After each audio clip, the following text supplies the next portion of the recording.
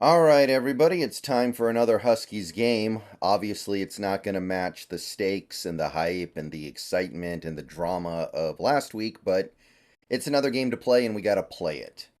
So, first of all, obviously, I plan on streaming this game tomorrow night. Going to start at 7:30, so some people will be in bed. It's going to be going pretty late. Might not wrap up until 11:30, even if it doesn't get into overtime, but I will be there and I'll be offering up as much commentary and thoughts and takes as I can. And we'll be talking about whatever else as well. So swing on by tomorrow night, 7:30 p.m., and we'll do some Arizona State play-by-play watch along. It is on Fox Sports 1, which I know is not a basic cable channel. It's not a channel that everybody gets. So if you don't get the game, I can probably help out a little bit. All right, so that's out of the way. Hope to see you guys tomorrow night. But what can we say about this game? First of all, I think the most important thing to note is this is the definition of a letdown game. After what happened last week in that game against Oregon, having the game look like it was just done because you got stopped at the 1 foot line, giving up 3 first downs, getting the ball back at midfield because of a, I think, pretty significant coaching brain fart on the part of Oregon, mowing down the field, giving up the game tying field goal drive, and then watching it sail wide. Like that chain of events has to just be such an emotional and physical drain on every single player and coach that how are you going to get up a week later for playing the Arizona State Sun Devils at home? I completely am prepared for that. I think that the first quarter could be very sluggish. It would not shock me if it was like 3-0 or nothing to nothing at the end of the first quarter. And it might not be until after halftime when the Huskies start to take control. This could be just one of those games where you have to wait for the team to wake up and realize, wait, we got to do something to make sure we win this game, or else last week doesn't mean much. Now, we did win that game last week, so that helps, obviously. If you had lost that game last week, the letdown could be even worse, I think. But this is just smacking of a game where the Huskies come out flat, and I don't blame them for it. After what happened last week, coming out flat in this game is completely understandable. But at the end of the day, you still have to win. Coming out flat is understandable, reasonable, and like I said, expected, but then you have to get back on the horse and make sure you do enough to win. And maybe not too much more than that, but if this could be drama free by the end, that'd be great. So, Arizona State, they're a bad team. Of course, they were a bad team last year when they beat us and ruined our playoff hopes. And I do feel like they're probably a little worse this year, but honestly, the last 3 weeks they've been okay.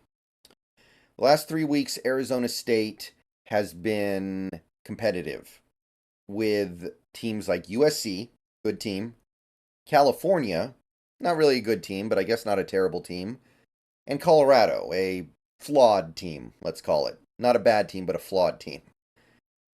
Probably a good team overall, though. So Arizona State has stepped it up.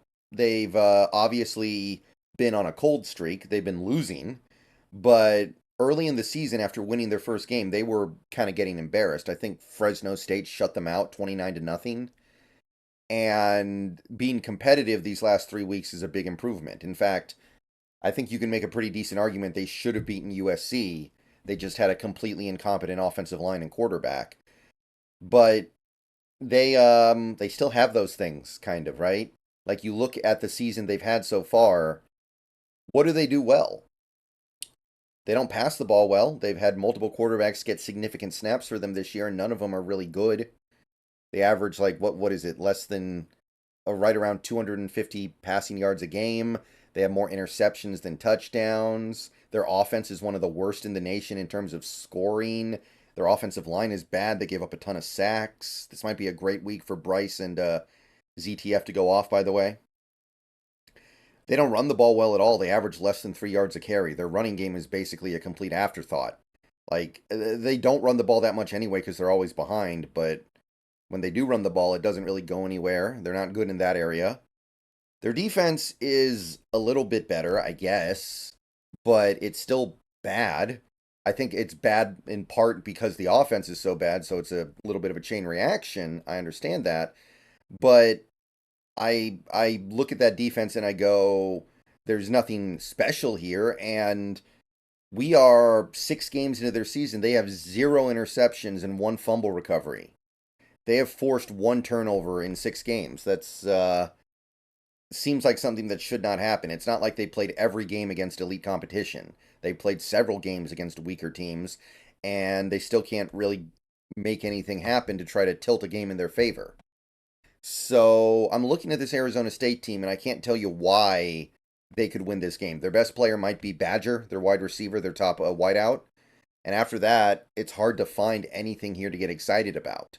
So I can't tell you why Arizona State is going to score an upset in this game. I can't find a real, genuine reason for it.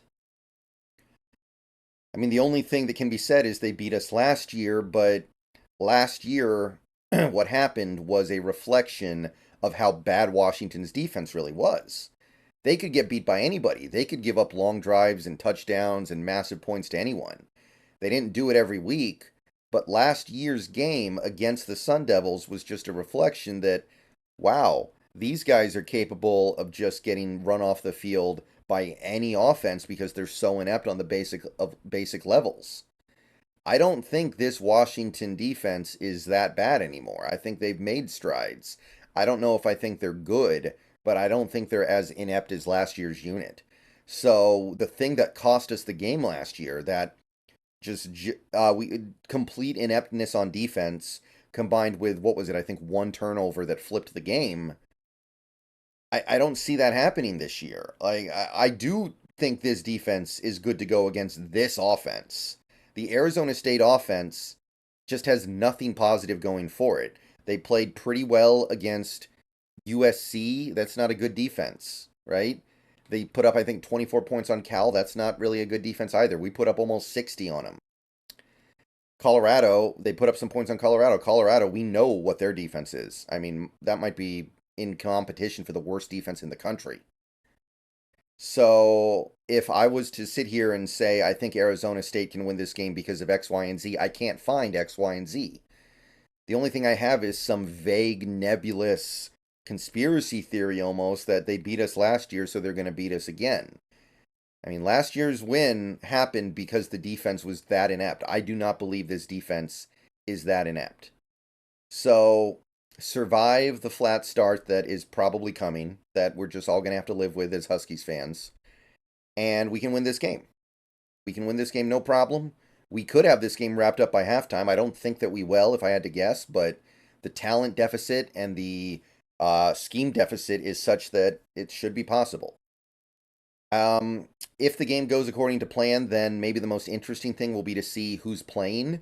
Is Jalen McMillan going to go this week? The comments made this week sounded like the injury was not that significant, but is he actually going to play in this game when we arguably don't need him? Well, we're going to have to see. ZTF, I think, got banged up in that Oregon game as well. We lost some guys on the defensive line. Who's going to come back? We've got a couple weeks to get these guys back before our next big game. But if they could find their way back this week, that would obviously remove a lot of the stress, because then it must have been really minor. And how's Penix going to look coming off the supposed cramps of last week? Is he going to be completely fine? You would think so. But if he doesn't, maybe it wasn't cramps. So that stuff's going to be interesting to watch for. But overall, I'm expecting just kind of a shrug your shoulders game.